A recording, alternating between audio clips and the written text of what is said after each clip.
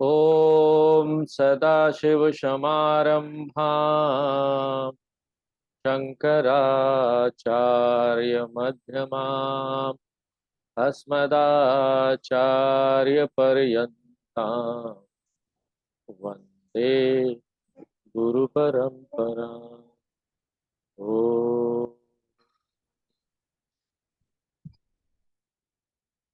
तो पार्वती जी के प्रार्थना करने पर शंकर भगवान उनको राम कथा सुना रहे। पिछला दोहे में हमने देखा कि राम अवतार अवतार लेने का क्या उद्देश्य है, किस तरह से ये अवतार हुआ। तो उसमें ही पार्वती जी प्रश्न पूछती है। शंकर भगवान उनको बोलते हैं कि भाई देखो, एक बार ऐसा हुआ कि नारद जी ने भी, जो विष्णु भगवान के भक्त नारायण नारायण, उन्होंने भी भगवान को श्राप दिया, जिसके कारण से भगवान को राम अवतार लेना पड़ा। तो अब जिज्ञासा हो गई पार्वती जी को कि भाई ये क्या नारद जी की कथा है, हमको सुनाइए, इसके बारे में डिटेल में बताइए प्रभु कि नारद जी ने भगवान ने ऐसा क्या अपराध कर दिया कि नारद जी ने उनको श्राप दे दिया। तो आगे आज हम लोग नारद जी की उसी कथा को सुनेंगे कि क्या ऐसा हुआ था जिसके कारण नारद जी ने भगवान विष्णु को भी श्राप दे दिया। तो पढ़ते हैं, निवृत्ति जी पढ़िए। हिमगिरि गुहा एक, हिमगिरि गुहा एक अति पावनी, बह समीप सुरसरी सुहावनी। आश्रम परम पुनित सुहावा, देखि देव ऋषि मन अति भावा। निरख सैल सरी विपिन विभागा, सुमिरत हरि श्राप गति बाधी। हय उरमापति पद अनुराग। किधर गए? निरख सैल सरी विपिन विभागा, भयउ रमापति पद अनुरागा। सुमिरत हरि श्राप गति बाधी, सहज विमल मन लागे समाधि। मुनि गति देख सुरेश तिराना, काम ही बोले किन्न सनमाना। सहित सहाय जाहु मम हेतु, चले हरिषि जल चर केतु। सुना सुना सिर मन महुअसि त्रासा, चहत देव ऋषि मम पुरबासा। जे कामी लोलुप जग माही, कुटिल काकइव सब ही डेराई। सुख हारने भाग सठ स्वान निरखि मृगराज। छीन लहि जनि जान जड़, तिमि सूरपति न लाज। यावर रामचंद्र की जय, पवन सुत हनुमान की जय, बोलो भाई सब संतन की जय। यही आश्रम ही मदन जब ग्याऊ, निज माया बसंत निर्मय। कुसुमित विविध पीटक बहुरंगा, पूजहि कोकिल गूंजहि भृंगा।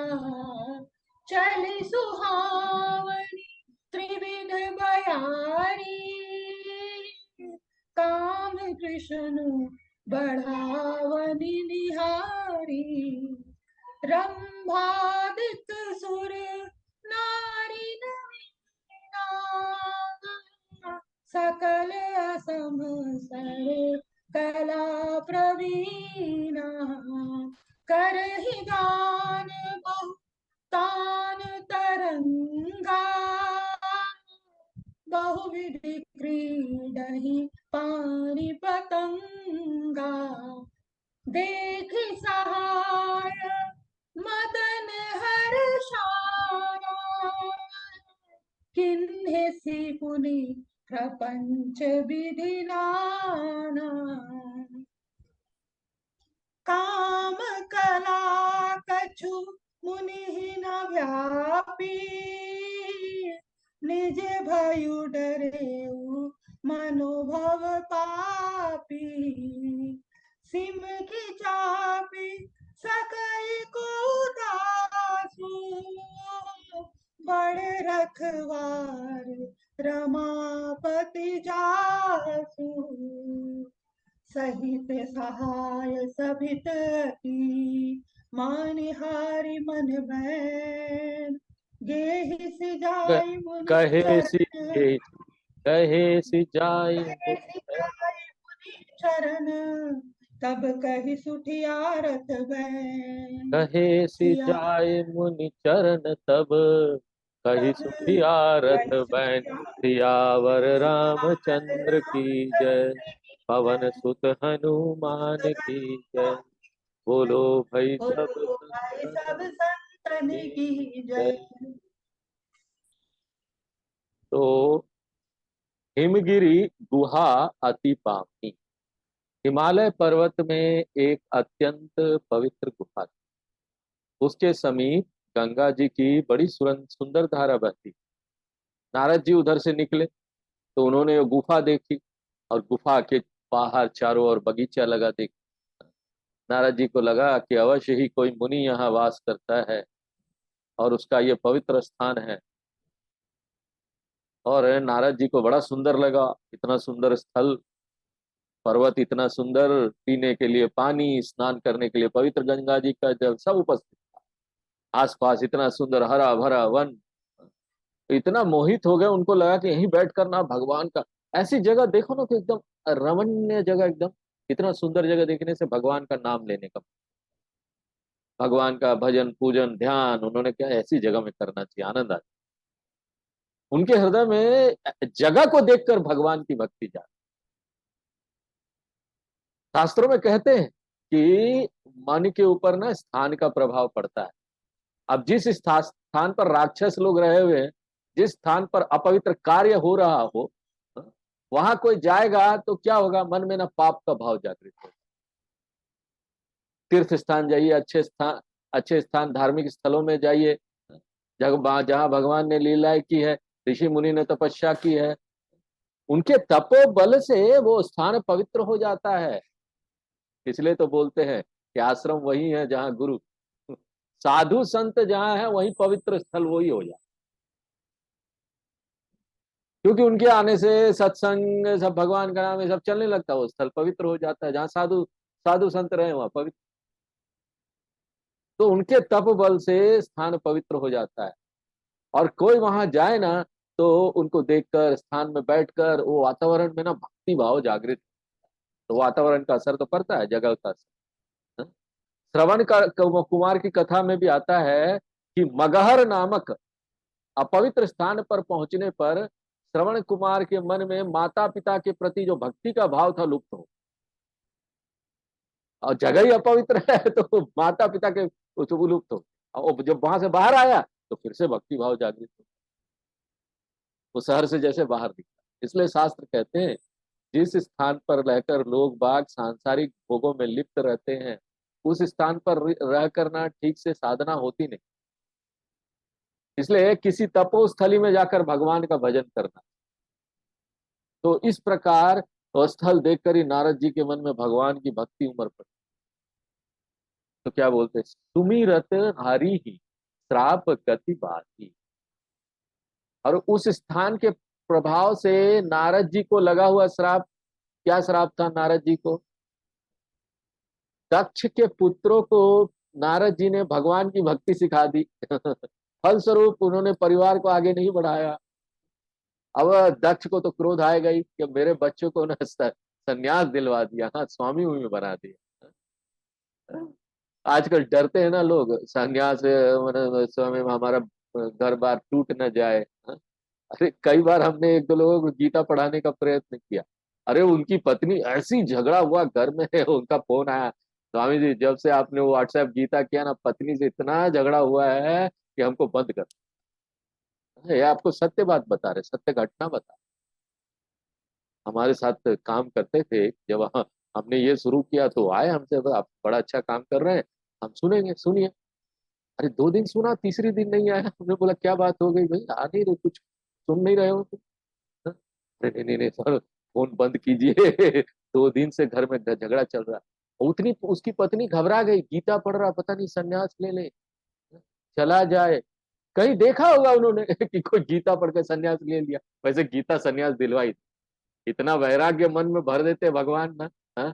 कोई फल की इच्छा मत करो, फल की इच्छा मत करो, इंद्रियों का नियंत्रण करो। धीरे धीरे आपके मन में पूरे तरह से वैराग्य आने लगेगा, भगवान के प्रति भक्ति हो जाए। तो जो लोग भोगों में लिप्त लोग, उनको तो डर लगेगा ही। हाँ? ऐसे दक्ष की तरह है वो लोग।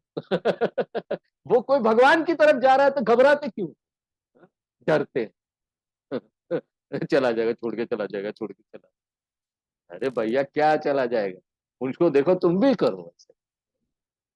ये तो बड़ा सुंदर बात है, कोई भगवान के भक्ति करता है, उसके प्रति जाता है, उसके प्रति समर्पित होता है। अब नारद जी भड़का दिए उनके पुत्रों को, सन्यासी बनो, सन्यास वैराग्य लो, वेदांत सुना दिया।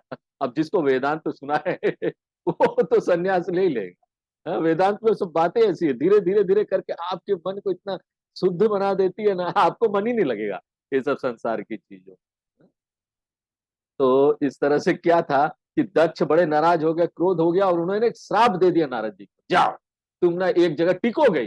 तुम बड़े टिक कर मेरे बच्चों को भड़काया ना तुमने, जाओ तुम टिकोगे। हैं? एक स्थान पर तुम ठहर ही नहीं पाओ, इसलिए नारद जी एक स्थान पर ठहर नहीं पाते। नारायण नारायण करके कभी इधर कभी उधर कभी इधर। हैं? और वो तो, लेकिन हिमालय की गुफा और वो स्थान देखा ना तो वहीं ठहर गए। वहां पर श्राप भी काम नहीं किया, ये दक्ष का श्राप। नारद जी वहीं पर गंगा जी के किनारे भगवान का पूजन ध्यान ये सब करने में रम गए। हाँ? सहज विमल मन लागी समाधि। नारद जी का मन तो शुद्ध सत्वगुणी था ही, पहले से वो भगवान के भक्त थे, शुद्ध सत्वगुण उनके अंदर बढ़ा हुआ था। जैसे ही भगवान का ध्यान किया, अब उनको संसार ही भुला गया, समाधि में थे। उनको सर्वत्र परमात्मा दिखाई देने लगा, और वो परमात्मा के आनंद में स्थित। ये समाधि की स्थिति। नारद जी की ऐसी स्थिति देखकर इंद्र को डर लगा। हाँ? तो भौतिकवादी लोग है ना, वो देखो अलग अलग प्रकार से डरते हैं। एक तो भाग रहा है, छोड़ जा रहा है हमको, हमको छोड़ देगा, क्या होगा, हमारा क्या होगा, वो उससे वैसे डरते हैं। हाँ? दूसरा, जिसके पास बहुत कुछ है ना, वो डरता बड़ा फेमस हो जाएगा, प्रसिद्ध हो जाएगा, मेरा पद ले लेगा तो क्या होगा। वो भी घबराते हैं कि भगवान के पास है, भगवान की, इसको भगवान को कृपा हो गई तो इंद्र को डर लगने लगा कि कहीं नारद जी की तपस्या से प्रसन्न होकर भगवान उसके सामने प्रकट हो गए, नारद जी ने उसको इंद्र का पद मान लिया। हाँ? तो भगवान तो उन्हें दे ही देंगे उनको, हमको इंद्र के पद से हटा दिया जाएगा। हाँ? अब घबराने लगे। और उसके बाद क्या हुआ कि अब जब घबराएंगे उनको लगेगा मेरा कोई छीनने वाला है, तो कोई ना कोई षड्यंत्र करते हैं ऐसे। ऑफिस में ऐसा बहुत होता है। ऑफिस में होता है ना प्रमोशन, 3 सीट है प्रमोशन में, इस बार किसका होगा, किसका प्रमोशन, कौन जनरल मैनेजर बनेगा। 10 लोग है, वो एक दूसरे का खिंचाई करना शुरू कर देते हैं ताकि ना वो ना बने। तो इस तरह से अब इंद्र को भी सोचना पड़ेगा क्या करना है, तो उन कामदेव को बुलाया। काम का तीर चलाएंगे। क्योंकि नारद जी तो है वैरागी भगवान के भक्त। कामदेव ने पूछा कि हमको किस लिए बुलाया। इंद्र ने कहा, सहित सहाय जाहु मम हेतु। तुम अपनी सहायक सेना लेकर नारद जी के पास जाओ और उनकी समाधि भंग कर दो, जिससे ना हमारे इंद्र का ये पद बचा रहे। चले वो हर्ष ही जलचर केतु। इंद्र के इस आदेश पर मछली की ध्वजा वाला कामदेव, जलचर केतु, हर्षित होता हुआ चल दिया। चलो हमको काम मिल गया, काम को काम, कामदेव को काम मिल।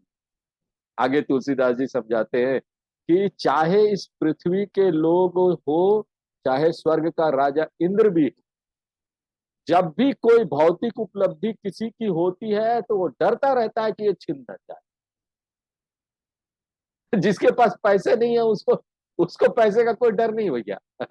मिलेंगे नहीं मिलेगा, नहीं मिलेगा ऐसे भी नहीं है, नहीं मिलेगा मिलेगा क्या फर्क पड़ता है। लेकिन जिसके पास पैसे है लोग सोचते बड़ा सुरक्षित है, वो सबसे ज्यादा डरता है। पैसा है, पद है, छीन ना जाए, हमेशा डर लगा रहता है, छीना ना जाए, गुम ना हो जाए, मेरा पैसा शेयर मार्केट है, शेयर मार्केट डाउन ना हो जाए। इसलिए इंद्र की इस बात, अब इंद्र को भी डर लग रहा है मेरा पद चला ना जाए, इसलिए इंद्र की इस बात पर तुलसीदास जी टिप्पणी करते हैं कि सुना असीर मन महु असी त्रास। इंद्र अपने मन में भयभीत है कि नारद जी मेरा पद चाहते हैं, इसलिए तपस्या कर रहे हैं। लेकिन उनको क्या पता कि नारद जी तो भगवान की भक्ति चाहते हैं, नारद जी परमार्थ के क्षेत्र में हैं, परमात्मा का आनंद चाहते हैं। लेकिन इंद्र को लगता है कि उसका ही पद सबसे बड़ा, अगर कोई कुछ कर रहा है तो उसी का पद लेने के लिए कर रहा है। यदि कोई कठिन तपस्या कर रहा होगा तो जरूर इंद्र का पद प्राप्त करने के लिए, मेरा पद छीनना चाह रहा है इसलिए कर रहा है।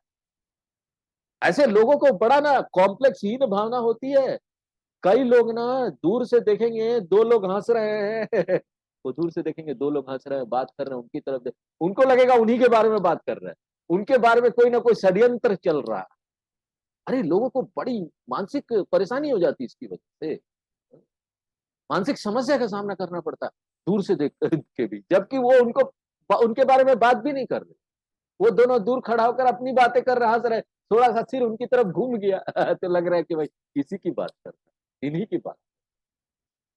तो नाराज जी कर रहे भगवान की भक्ति और इसको लग रहा है क्या मेरा पद छीनना चाह रहा है, क्या डर लग रहा है, हर चीज पर डर है। अमीर लोगों को, पद वाले लोगों को हर समय डर, हर चीज में डर लगा है। कोई कुछ थोड़ा सा हिला उला दे इधर है, वो क्यों आया। घर में भी कोई आ जाता है ना, कई बार उसको पूरा छानबीन करेंगे। कोई उनको फ्रीडम कुछ नहीं होता है, चारों तरफ बॉडी गार्ड, कोई मार ना दे। थोड़ा सा कोई बॉडीगार्ड से आ गया, ए कौन है कौन है कौन है, पैसा लेने आया मेरा, प्रॉपर्टी ले जाएगा छीन कर। अरे भैया इतना डर रहे हो तो पैसा किस काम। शास्त्र कहता है कि सिद्धांत है कि जो कामी, लोभी, मोही व्यक्ति होता है ना, जो इससे ग्रसित होता है, वो कुटिल कौवे की तरह सबसे डरते हैं। वो कुटिल कौवा होता है, कौवा उसी तरह से डरता है। जैसे कुत्ते के आगे रोटी का टुकड़ा फेंको ना तुरंत लपक कर खा लेगा, परंतु कौवे के आगे रोटी का टुकड़ा फेंको तो डर के उड़ जाता है, जरूर कंकड़ फेंका होगा, भागो। कौवा सबसे डरता है, कंकड़ फेंकने वालों से भी और रोटी का टुकड़ा फेंकने वालों से भी डरता है। इसी तरीके से ना कई लोग कौवे की तरह कामी लोलुप व्यक्ति, उनकी समस्या इसी प्रकार की होती है, सबसे डरते रहते हैं।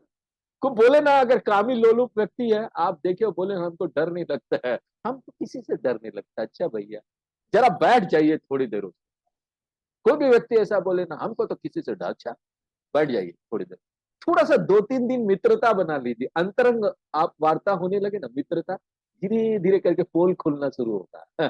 धीरे धीरे बोलने लगेंगे, हमको ना डर इससे लगता है उससे लगता, सारा डर आ जाए। अब एक उदाहरण देकर समझाते कि एक कुत्ता सूखी हड्डी छछोड़ रहा, अचानक उसने एक सिंह को देखा, तो वह सूखी हड्डी लेकर भागा कि कहीं ये सिंह मेरी सूखी हड्डी न छीन ले। अब सिंह को सूखी हड्डी से क्या लेना, सिंह तो अपना जानवर मारता खाएगा। लेकिन कुत्ता वो मेरा सूखी हड्डी ले जाएगा, वो इंद्र मेरा मेरा पद ले जाएगा। ऐसे संसारी व्यक्ति ना है, कुत्ते के समान है, श्वान।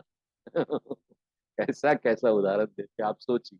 उसके बाद भी लोग भगवान की तरफ मुड़ते नहीं, पकड़े हुए, 1000 बार बुलाओ, आओ ना गीता का क्लास में आओ ना, सुनो ना, रामचरितमानस सुनो ना।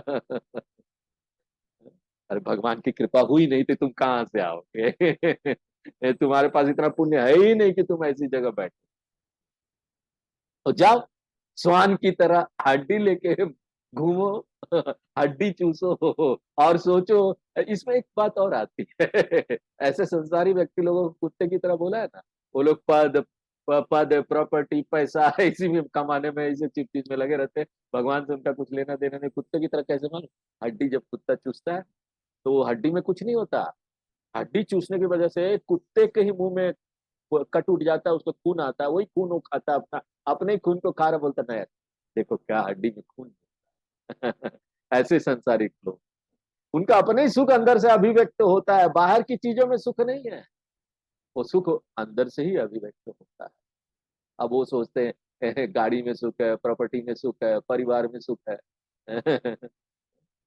तो सूखी हड्डी की तरह है, ये कुत्ता लेकर भाग गया। सांसारिक व्यक्ति जैसे ही उनकी स्थिति ना इंद्र की तरह भी है। इंद्र को भी लज्जा नहीं आती, सूखी हड्डी लिए बैठे हैं और सोच रहे हैं कि हम तीनों लोगों में सबसे सुखी। कितना झूठ है। इंद्र को लग रहा है तीनों लोगों में सबसे सुखी। अच्छा, इंद्र को आपने नहीं देखा, चलो बोलते भैया स्वर्ग में है इंद्र। यहाँ देख लो ना, अमेरिका का प्रेसिडेंट, सबसे बोलते हैं ना शक्तिशाली देश है। किस किस देश में, कितने सारे देश में अपनी सेना लगा रखा है, कितना पैसा कमाते।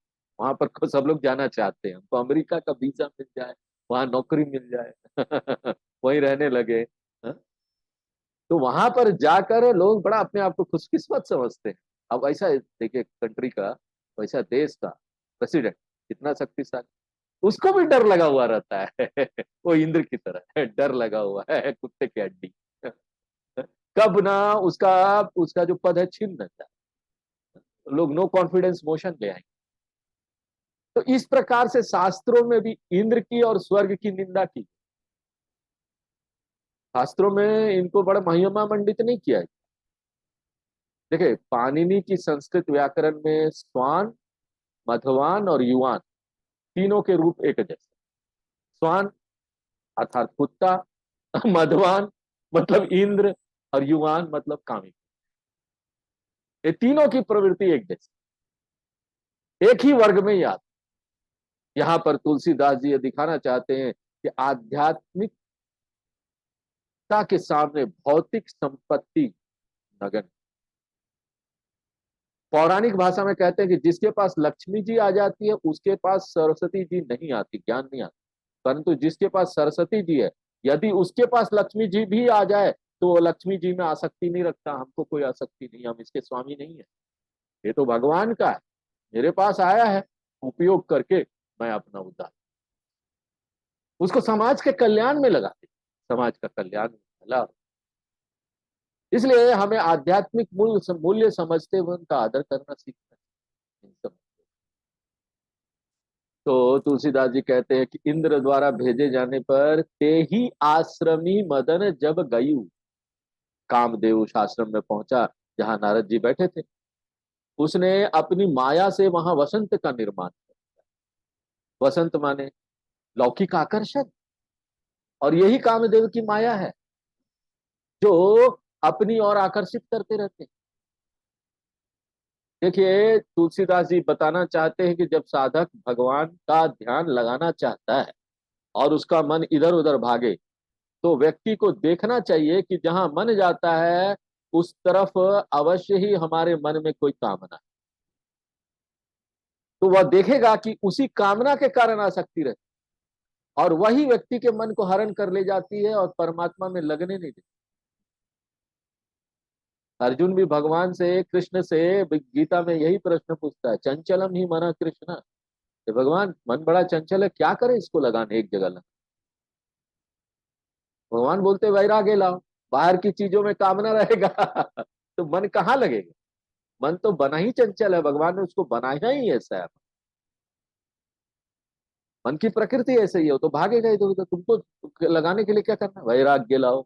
वैराग्य, कामना रहित बनो। कामना करना है तो परमात्मा की करो ना। सबसे सुंदर कामना परमात्मा की है, भगवान की कामना।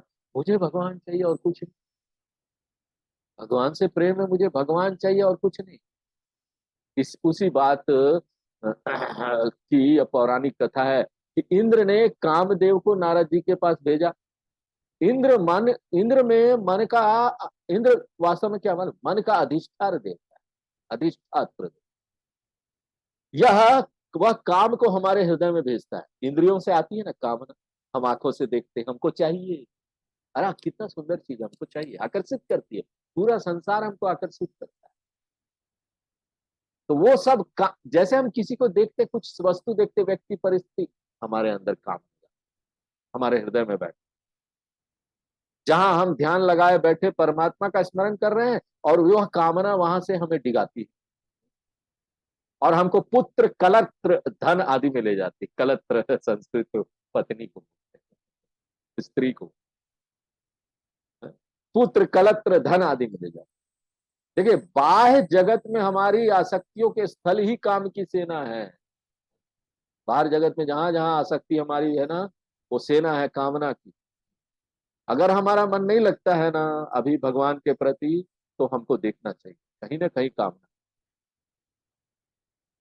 तुलसीदास जी के अनुसार हमें अपने भीतर उन कामनाओं को देखने का प्रयास करना चाहिए कि ये किस प्रकार विक्षेप उत्पन्न करके माया जाल में हमको कैसे।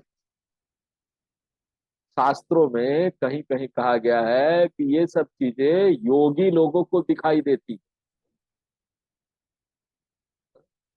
कहां कहां कामना है दिखाई देता है। ऐसा व्यक्ति को अगर दिखाई दे रहा ना, समझो आप योगी हो गए। क्या मतलब है इसका? आपको ना अंदर गहराई से देखने की क्षमता प्राप्त, अपने अंदर आप देख पा रहे हैं कहां गड़बड़ है। सब लोग नहीं देख पाते, या फिर स्वीकार नहीं ना, हमारे अंदर कोई गलती था, हम में कोई कमी नहीं है स्वीकार नहीं करेंगे स्वीकार करना बहुत बड़ी बात है, लोग अपनी कमियों को स्वीकार। जो स्वीकार करता है, भगवान बोल रहे हो योगी तुलसीदास जी भी बोल रहे योगी। अब तुलसीदास जी जो बोल रहे हो, भगवान ने बोला वही तो बोल रहे हैं। उनको अंतर निरीक्षण की क्षमता। पौराणिक भाषा में आंतरिक भावनाओं, विचारों को एक मानवीय रूप देकर यहाँ चित्रित कर दिया गया। इंद्र वो इंद्र है, कामदेव आ गए। इस प्रकार से कामना या कामदेव मन की वृत्ति, या कोई बाहर घूमने वाला स्त्री पुरुष थोड़ा ही है, लेकिन उसी को एक मानव रूप दे दिया गया। पौराणिक कहानियों में इसी तरीके से किया जाता है, समझाने के लिए, केवल समझाने के लिए। जैसे बच्चों को शिक्षा देने के लिए कौवे और लोमड़ी की कथा सुनाते हैं, तो बच्चे ये नहीं पूछते कौवा और लोमड़ी हमारा भाषा कैसे बोल रहा है, बोलिए। पंचतंत्र की जितनी भी कथाएं हैं, वो सब जानवरों को उसे जानवर बोलते हैं। कोई थोड़ी ना पूछता जानवर क्यों बोल, उसमें से तो हम शिक्षा ले लें, वो शिक्षाप्रद कहानियां हैं। तो इसलिए पुराणों की कथाओं के मर्म को हमको समझना, अपने आंतरिक जगत में देखे तो हमको ये सब सत्य मिलेगा, हमारे अंदर सब चल रहा है। इसका अर्थ है यदि किसी की समाधि भंग हो जाती है और उसके हृदय में विक्षेप आ जाते हैं, तो इसके पीछे केवल कामनाएं और आसक्तियां होंगी। ये बिल्कुल सत्य बात, बिल्कुल सत्य, कहीं ना कहीं काम। कुसुमित विविध विटप बहुरंगा। फिर कामदेव की माया से उस आश्रम के आसपास बहुत से रंग बिरंगे फूल, वृक्ष, ये सब लगते हैं। कोयल बोलने लगी, भ्रमर गूंजने लगे, शीतल मंद सुगंधित वायु चलने लगी, जिससे ना सुंदर सुख की अनुभूति। यह तीन गुणों वाली प्रिय वायु कामाग्नि को बढ़ाने वाली थी। मानो संसार में भौतिक आकर्षण सब इसी प्रकार के, जो मन में कामनाएं प्रज्वलित करती। उसके पश्चात बहुत सी युवा स्त्रियां, रंभा आदि अप्सराएं आकर वहां नाचने लगी, हाथों में गेंद वगैरह लेकर सब खेलने लगे आजकल वो दिखाएंगे, वो सब बड़े 5 स्टार होटल में वो पूल के किनारे बॉल, पूल बॉल ऐसे करके ना, वो वहां पर अप्सराएं आ गई नारद जी के आमने सामने। अप्सराएं बॉल खेल रही, गेंद उछाल के ऐसे से खेल। उनको जब कामदेव ने देखा, तो वन में बड़े प्रसन्न हो गए, चलो हमारी सेना अब काम कर रही है और उसके बाद कामदेव ने और भी बहुत सारी युक्तियां की, जिससे नारद जी की समाधि भंग हो जाए। काम कला कछु मुनि ही न व्यापी। लेकिन इतना सब होने पर भी नारद जी के ऊपर इसका कोई प्रभाव ही नहीं पड़ा। माने नारद जी अपने भगवान की भक्ति में लगे रहे, उनको संसार के विषयों की कामना उत्पन्न नहीं हुई, उनके मन में कोई कामना नहीं, उनका मन निष्काम। देखो मन निष्काम हो जाए ना तो बड़ी शांति, बहुत शांति। ये मन ही समस्या है, मन में ही कामना आती है, मन को ही देखना है। फिर ये कामदेव अपने मन में डर गया कि कहीं ऐसा ना हो जैसे शंकर जी ने उसको भस्म कर दिया था, ऐसे नारद जी हमको कोई श्राप ना दे दे, डरने लगा। क्योंकि नारद जी की आध्यात्मिक शक्ति बहुत है, आध्यात्मिकता में शक्ति है। सिम की चापी सकई को तासु, यह नीति की बात है। शंकर जी पार्वती जी से कहते हैं कि कामदेव ने अपनी नाना प्रकार की कलाएं और उनको लुभाने का प्रयत्न किया नारद जी, लेकिन नारद जी के ऊपर कोई प्रभाव नहीं पड़ा। जिसके रक्षक परमात्मा है उसकी परिधि में कोई नहीं आ सकता, उसका कोई बाल भी बांका नहीं कर सकता। अगर हमको अपने संसार के कलिमल, कलिमल हरनी, कलिमल है ना, उससे अपनी रक्षा करना है, सब गंदगी से भगवान की तरफ लगे। अगर जो परमात्मा की तरफ लगे रहेगा, वो भगवान की तरफ लगे रहे, उनका कामना बाल विवाह करने बिगाड़ पाए। इसलिए शास्त्र कहते हैं कि जब कोई आध्यात्मिक साधना कर रहा हो तो उसके सामने जितनी भी समस्याएं आती है, तो उन सब समस्याओं से छुटकारे दिलाने वाला और साधक की रक्षा करने वाला यह परमात्मा ही। जो साधक भगवान की शरण में, भगवान उसकी सहायता करता है। माया से बचना है ना, भगवान के चरणों में आ जाओ, वहां माया नहीं आती। भगवान बड़ी से बड़ी व्याधियों से भी अपने भक्त को बचा ले जाता है। देखिए, कामदेव और उसकी सेना ने अपना पूरा बल लगाकर प्रयत्न किया, लेकिन नारद जी के सामने उनकी एक नहीं। क्यों? भगवान उसकी रक्षा कर रहे हैं। माने अगर कामदेव से ज्यादा कोई शक्तिशाली है तो वो कौन है? परमात्मा। देखिए, सारे संसार में दो प्रकार की शक्तियां चल रही। एक तो है विधेय आत्मक शक्ति, वो परमात्मा की। दूसरी है निषेधात्मक शक्ति, काम। परमात्मा की शक्ति सुख देने वाली है और कामना दुख देने। कामना की शक्ति माया ही है, जिसके वश में व्यक्ति को विपरीत ज्ञान। जहां सुख नहीं है वहां भी सुख दिखाई देने लगता है, कुत्ते की हड्डी की तरह। कुत्ता हड्डी लेके सोचता है ना कि हड्डी में सुख है, जबकि उसके मुंह से ही वो सुख निकलता है। देखिए, शास्त्र की ये सब बातें व्यक्ति को तब समझ में आती है जब वो सब परमात्मा की शरण में आता है, आध्यात्मिकता में, परमात्मा की कृपा उसे प्राप्त। इस प्रकार नारद जी ने के सामने कामदेव जब अपनी पूरी शक्ति लगाकर हार गया तो वो डर गया। उसने नारद जी के पास जाकर उसके चरण पकड़े।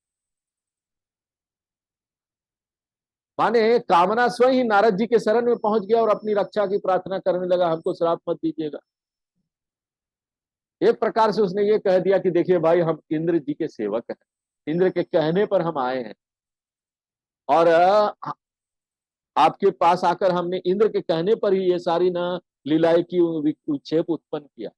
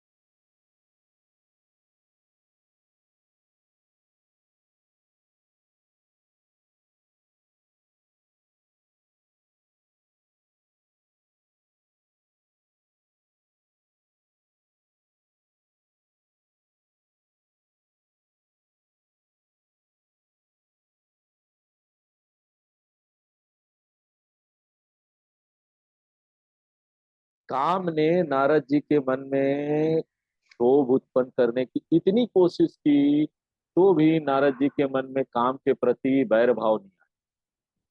उनके मन में कोई वैर भाव नहीं। जैसे काम ने नारद जी से क्षमा मांग ली, तो नारद जी ने उसे अभय दान दे दिया। मानो कहा तुम्हारा तो इसमें कोई दोष नहीं, तुमने तो अपनी स्वामी इंद्र की आज्ञा का पालन किया, इसलिए हमारा तुमसे कोई वैर। काम और क्रोध सहधर्मी है, साथी है एक दूसरे का। कामना जब रुकती है ना तो क्रोध आता है। हमको कोई कामना है और वो पूरी नहीं होती, जो भी उस कामना को पूरा नहीं होने में सहायक होता है ना, उसके ऊपर हमको क्रोध आएगा। "अरे, हमारी अपेक्षा ये थी, इसने ये नहीं किया", बस क्रोध आएगा। वो क्रोध का रूप धारण कर ले। तो असल में कामना ही क्रोध, क्रोध का कामना का बदला हुआ रूप ही क्रोध। यहाँ पर देखते कि नारद जी को काम और क्रोध दोनों पर विजय प्राप्त हो गई। और यही घटना भगवान शंकर जी के साथ घटी थी। देवताओं के कहने पर कामदेव ने पूरा बल लगाकर शंकर जी की समाधि भंग कर दी, तो शंकर जी को क्रोध आ गया। वो तो क्रोध लेकर आए थे, उनको कहाँ क्रोध आए। कामदेव को भस्म करना था, इसलिए वो लीला कामदेव को भस्म कर। लेकिन देखने से ऐसा लगता है कि शंकर भगवान को क्रोध आ गया और मुझे तो नहीं आया। अब आएगा अहंकार नारद जी को। शंकर भगवान को क्रोध आ गया, मतलब हमको देखो कोई क्रोध नहीं।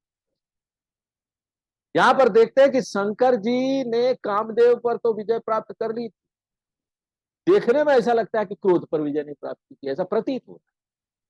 नारद जी को यह बात याद आ गया, अरे भाई ये तो बड़ा क्रोध आ गया था शंकर भगवान को, हमको तो नहीं आया। उधर कामदेव ने नारद जी के चरणों में प्रणाम करके आशीर्वाद लिया और उनसे आज्ञा लेकर अपनी सेना सहित इंद्र के पास स्वर्गलोक में चला। वहां उसने अपना सारा कार्य बताया और फिर यह भी कहा कि नारद जी के मन को हम विक्षिप्त नहीं कर सके और इससे उनके ध्यान में जो बाधा पड़ी, तो हमारे ऊपर तो क्रोध आना चाहिए था नारद जी, परंतु नारद जी तो बड़े सुशील हैं, उन्होंने हमारे ऊपर कोई क्रोध नहीं किया। ये सब बातें कामदेव ने देवताओं के राजा इंद्र के दरबार में वर्णन किया। वहां बैठे हुए देवताओं को बड़ा आश्चर्य हुआ कि नारद जी ने काम और क्रोध दोनों पर विजय प्राप्त कर ली। वाह वाह, कितने बड़े हैं नारद जी। इससे पता लगता है ना कि साधना काल में व्यक्ति जब जब बाधाओं को पार कर जाता है, काम क्रोध पर विजय प्राप्त कर ले, उसमें अहंकार भी ना रहे, यह महानतम उपलब्धि। उसे तो मनुष्य देवता सब आगे निकलकर परमात्मा से उसको कम नहीं समझना, जिसने काम क्रोध पर विजय पाया। इसलिए उन सब देवताओं ने नारद जी की बड़ी प्रशंसा की और फिर यह भी कहा कि इसमें नारद जी की क्या महिमा, यह तो नारायण भगवान की ही कृपा है, उनकी ही प्रेरणा और शक्ति ने नारद जी को बचा लिया, परमात्मा की शक्ति। जब काम चला गया तो नारद जी के मन में अहंकार उत्पन्न कि मैंने तो काम क्रोध पर विजय प्राप्त कर। देखिए यह कथा मुख्य रूप से नारद जी के अहंकार की कथा है। इस कथा के द्वारा आगे दिखा दिया गया कि अहंकार ही व्यक्ति के मन में कामना भी उत्पन्न कर देगा और क्रोध भी उत्पन्न कर देगा और अंत में व्यक्ति का विनाश। इसलिए अहंकार तो काम और क्रोध से भी बड़ा शत्रु है। हम हैं तभी तो कामना आता ना, अहंकार हम आई एम देयर, तब जाकर कामना आएगा, फिर वो कामना रुकेगा, तब जाकर क्रोध आएगा। इसलिए कौन बड़ा है? अहंकार। अहंकार काम और क्रोध से भी बड़ा शत्रु है। आई एम देयर, मैं हूं।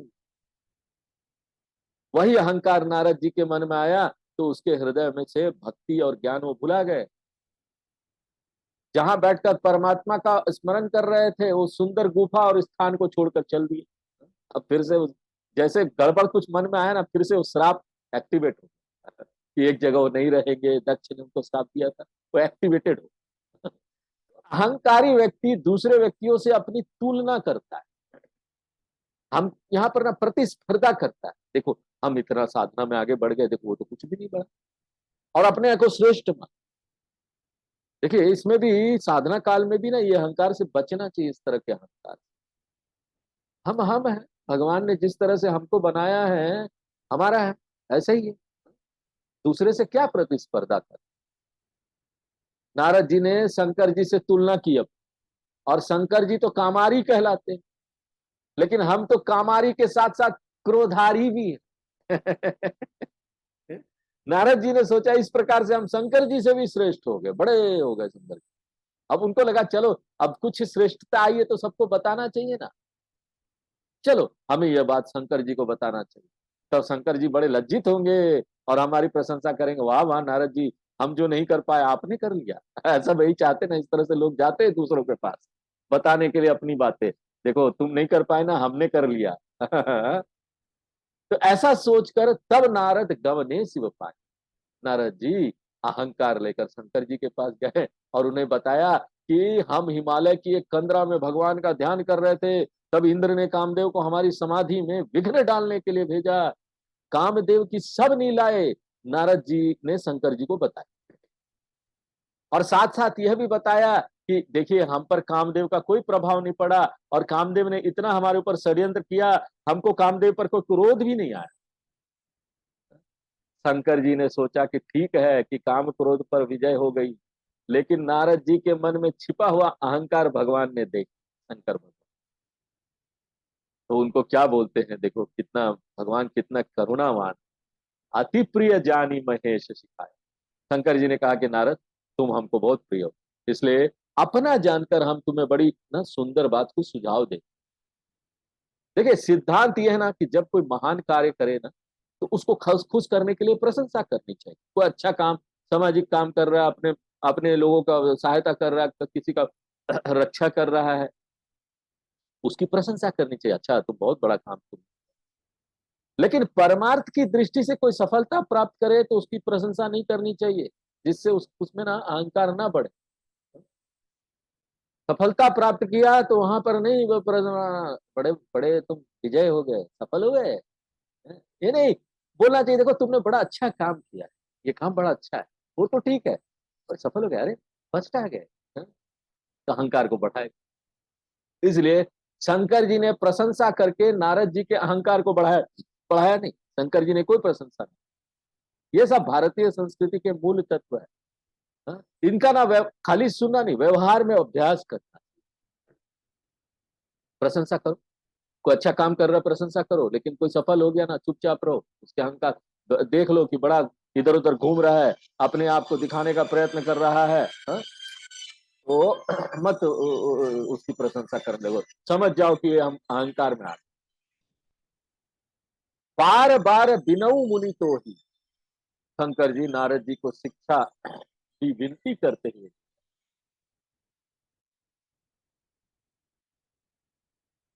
विनती करके दे, देखो नारद जी भक्त भगवान के विनती करते हुए दे रहे, वो कहते हैं कि जिस प्रकार अहंकार पूर्वक तुमने हमको ये कथा नारद जी सुनाई ना, उस प्रकार विष्णु भगवान जो तुम्हारे इष्ट हैं उनको मत सुनाना, क्योंकि उनका स्वभाव हमसे भिन्न है।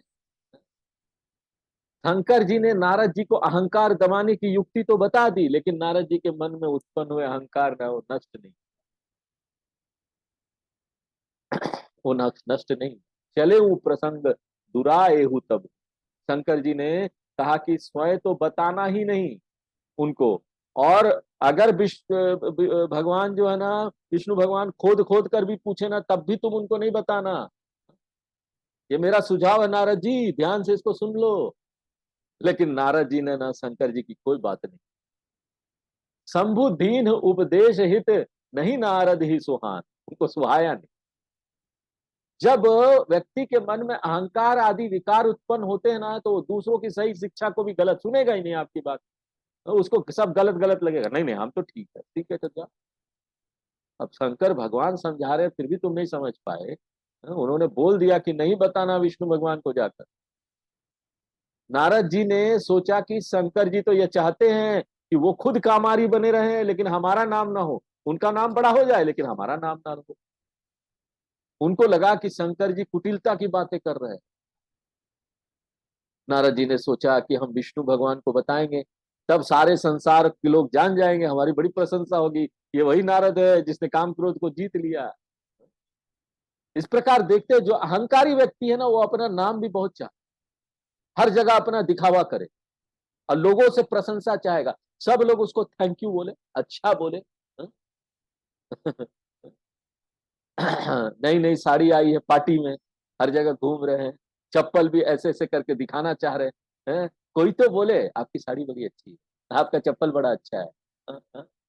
तो इस प्रकार ना अहंकारी व्यक्ति चाहेगा हर चीज हर जगह दिखावा करे, हर जगह क्रेडिट लेना चाहेगा, मेरी प्रशंसा हो। पूरा प्रोग्राम हो रहा है, सब लोगों ने वहां मेहनत की है, जो लोग बेचारे मेहनत किए वो स्टेज पर नहीं आए, अंतिम में अपना खा पी के आराम से स्टेज पर आएगा और बोलना शुरू करेगा ऐसे जैसे सारा काम उसी ने किया, सारा क्रेडिट ले।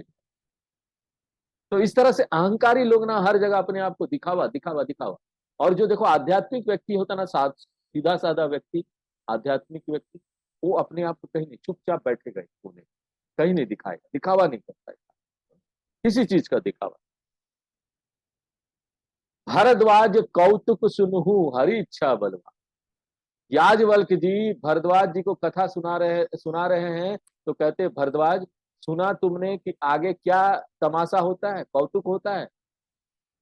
वास्तव में तो मूल बात यह है कि भगवान की इच्छा सर्वोपरि है, वह जैसा चाहते हैं वो एक व्यक्ति की बुद्धि को वैसा बना दे। हाँ, ऐसा कर कर भगवान संसार को यह शिक्षा देना चाहते हैं कि अहंकार का क्या दुष्परिणाम होता है।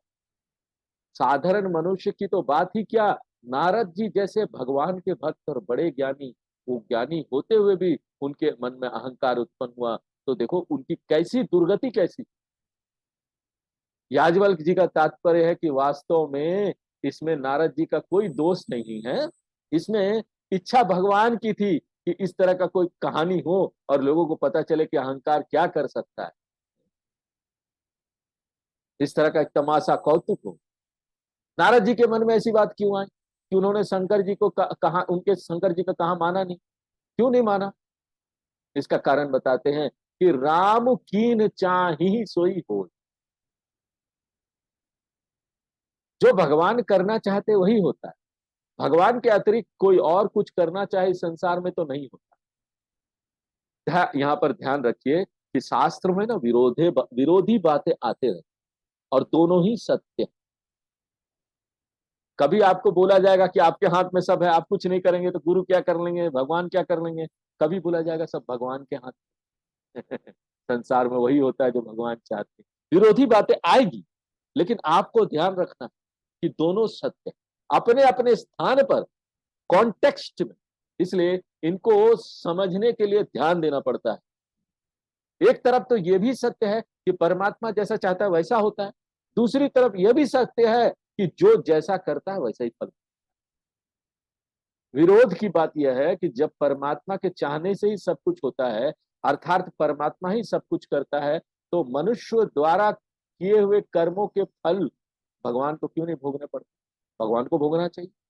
लेकिन देखते हैं कि सुख दुख तो मनुष्य को ही भोगने पड़ते हैं, इसलिए व्यक्ति को शास्त्र के अनुसार ही आचरण करना चाहिए।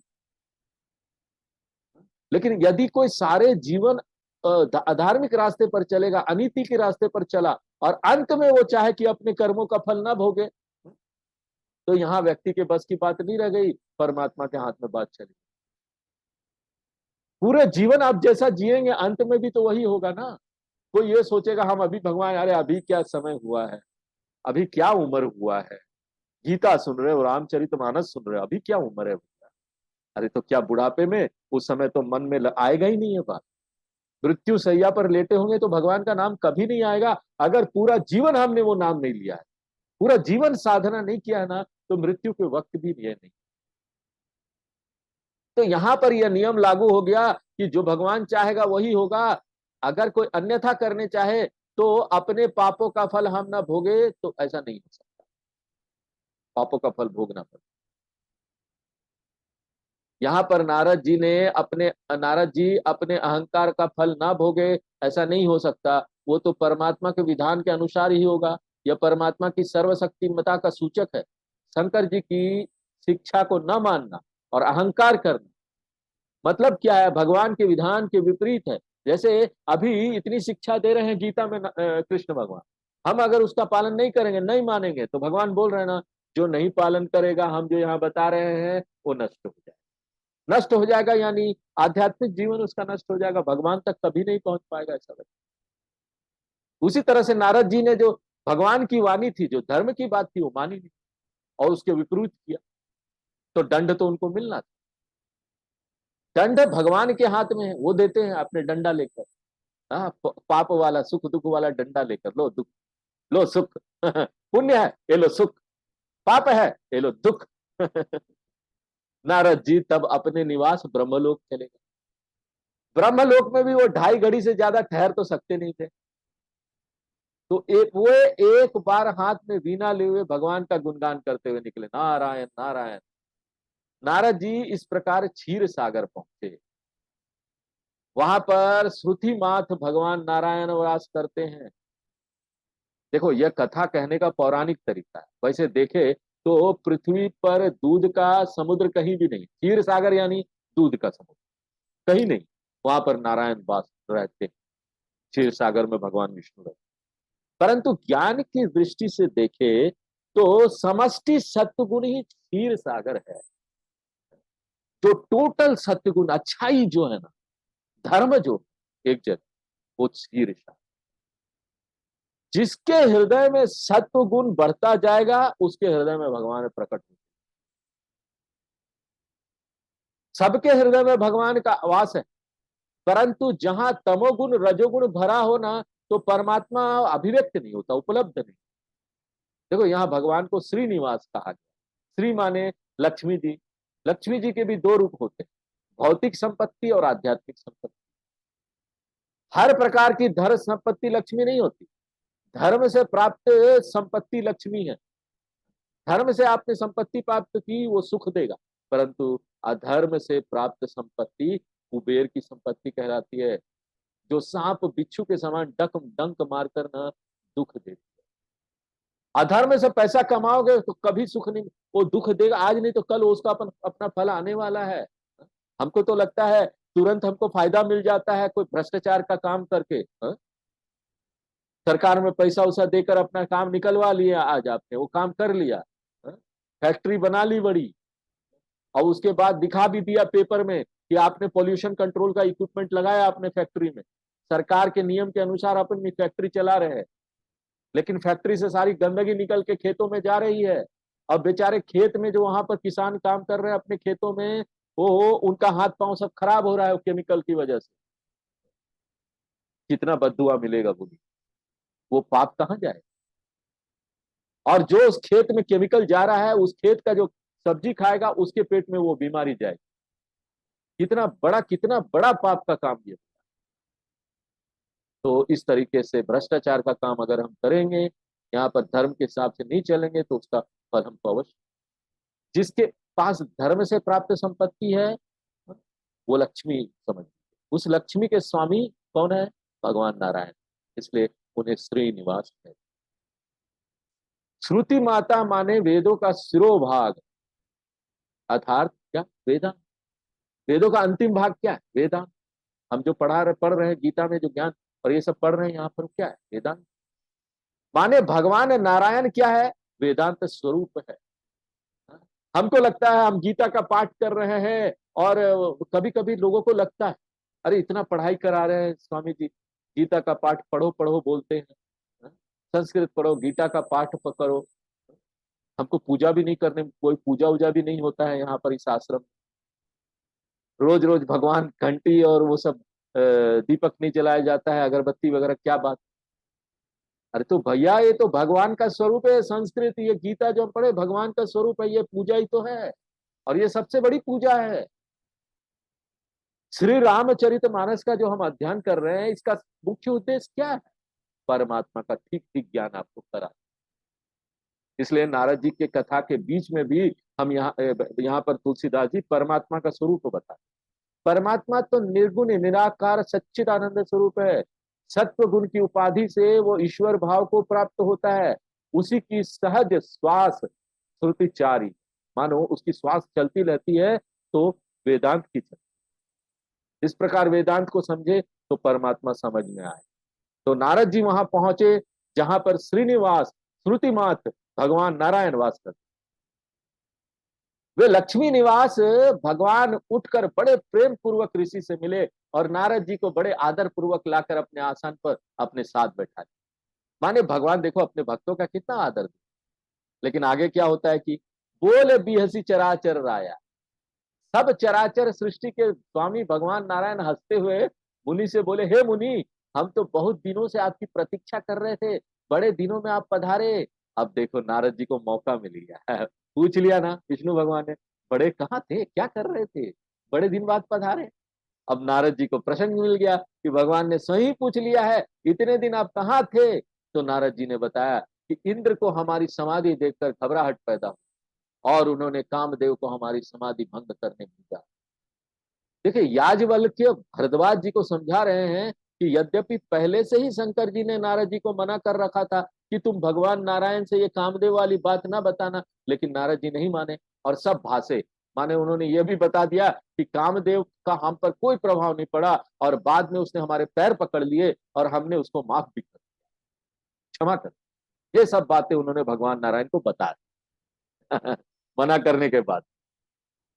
अति प्रचंड रघुपति कई माया, यहाँ पर याज्ञवल्क्य जी भारद्वाज मुनि को समझाते हैं कि भगवान की माया बड़ी शक्तिशाली है और संसार में भला कौन पैदा हुआ है जिसके ऊपर माया का प्रभाव ना पड़े। जाया माने जितने भी जीव जन्म लेते हैं ना, वो सब माया। परमात्मा क्या है, अजन्मा है, इसलिए उस पर माया का प्रभाव नहीं पड़ता। परमात्मा अनादि अजन्मा। रुख बदन करी वचन मृदु बोले श्री भगवान, भगवान कौतुकी है। वे नारद जी की बात पर हंसे नहीं, वो हंसे नहीं, थोड़ा सा साधारण रूप से मुख बनाकर बड़े मृदु वाणी से बोले कि नारद जी तुम्हारी तो बात ही क्या है। हाँ? उनको फील नहीं होने दिया, पता नहीं तुम्हारी तो बात ही क्या है। तुम्हारा तो कोई भी स्मरण करे तो भी वो काम क्रोध लोभ मद मोह आदि से छुटकारा पा लेता है। तुम्हारे में ये दोष कैसे हो सकते हैं, तुम माया के सब दोषों से मुक्त हो। देखो भगवान झूठ भी नहीं कहते। हम सोचेंगे ना भगवान नारद जी को चढ़ाने के लिए सब बोल, भगवान झूठ नहीं बोलते। देखिए नारद जी की इस कथा का अगर बार बार आप स्मरण करेंगे ना तो हमारे चित्त में प्रभाव पड़ेगा और अहंकार करना व्यक्ति भूल जाता है। अहंकार नहीं करेगा तो काम क्रोध आदि विकार से छुटकारा मिल जाएगा, भगवान की भक्ति प्राप्त हो, ज्ञान प्राप्त हो। तो एक तरह से वो भी बात सही है ना, नारद जी की प्रशंसा भी भगवान ने नारद जी की प्रशंसा भी कर दी, सच बात। और एक तरह से ना ये भी बोल दिया कि आगे बड़ा तमाशा होने वाला है। तो अब हम आगे नेक्स्ट क्लास में देखेंगे कि आगे क्या है। पूर्णमदः पूर्णमिदं पूर्णात् पूर्णमुदच्यते पूर्णस्य पूर्णमादाय पूर्णमेवावशिष्यते। ओम शांति।